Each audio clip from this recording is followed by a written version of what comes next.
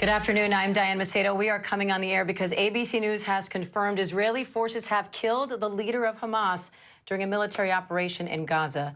Israel says Yahya Sinwar is one of several militants killed during this attack. Sinwar was a key target for the Israeli military, not only because he was the leader of Hamas, but he was also the mastermind behind the Hamas terror attack on October 7th, where more than 1,200 people were killed.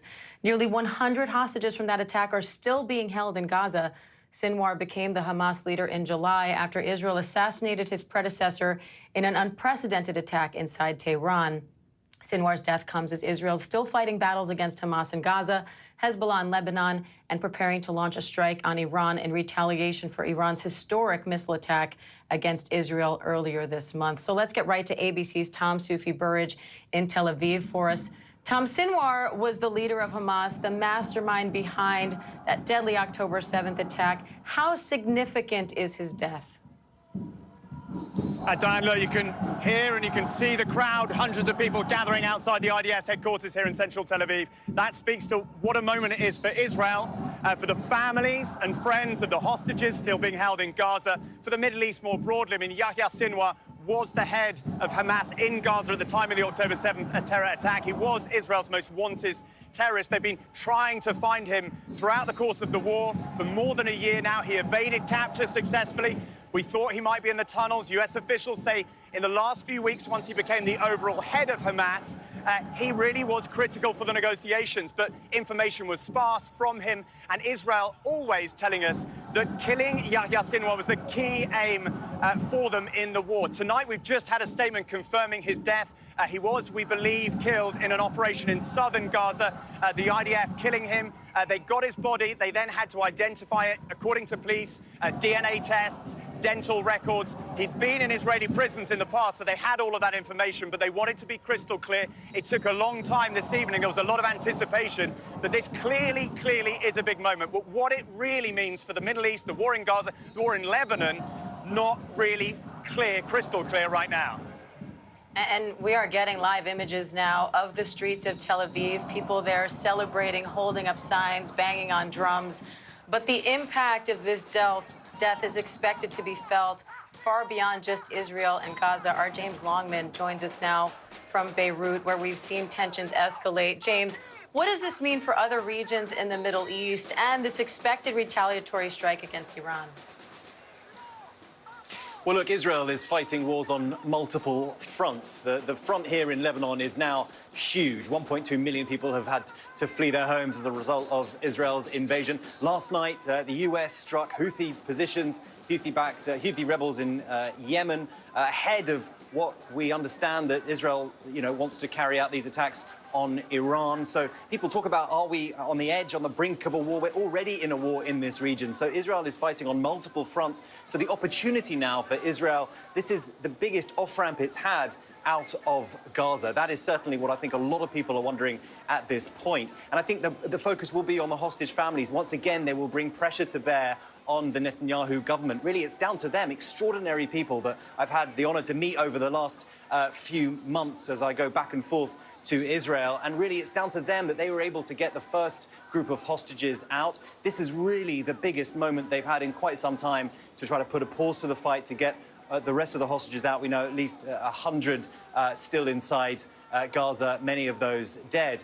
But the question will be whether or not Netanyahu is open to that kind of pressure. The question will be what Hamas does now. Will another leader be chosen from perhaps outside of Gaza, someone who could be pressured more by Qatar, perhaps, to accept the terms of a negotiated deal? We know one of the big sticking points has been about IDF remaining inside the Gaza Strip.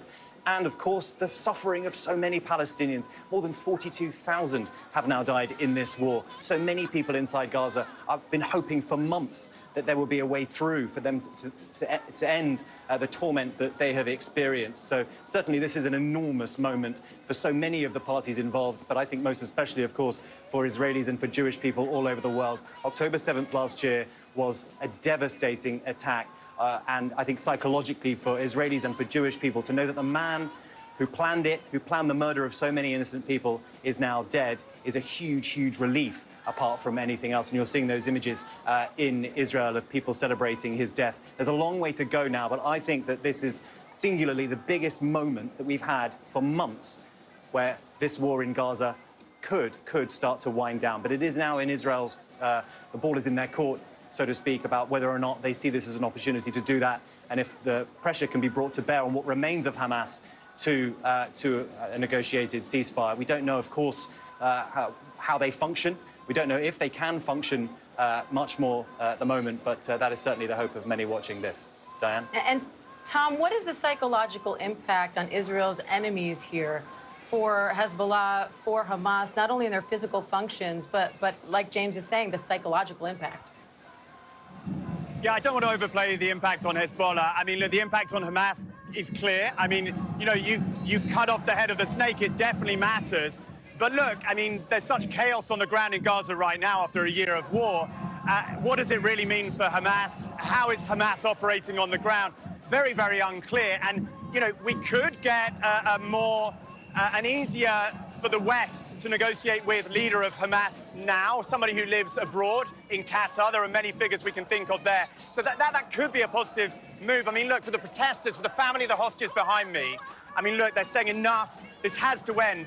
That is still their main goal. So, yes, they're celebrating tonight. Yahya Sinwar's dead. They are pleased about that. They've welcomed that in a statement. But one woman I just spoke to, she came down here, and she said she feels a mixture of hope and fear. So, yes, hope that this could pave the way.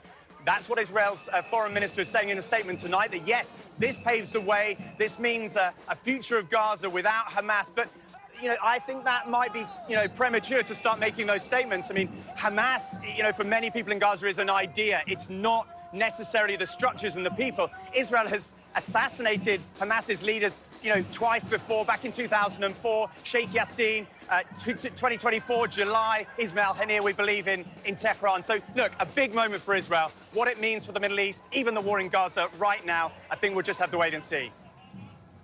Good context there. Tom Sufi-Burridge, James Longman, thank you both. So again, Israeli officials are confirming the Israeli military has killed the leader of Hamas and mastermind of October 7th, Yahya Sinwar.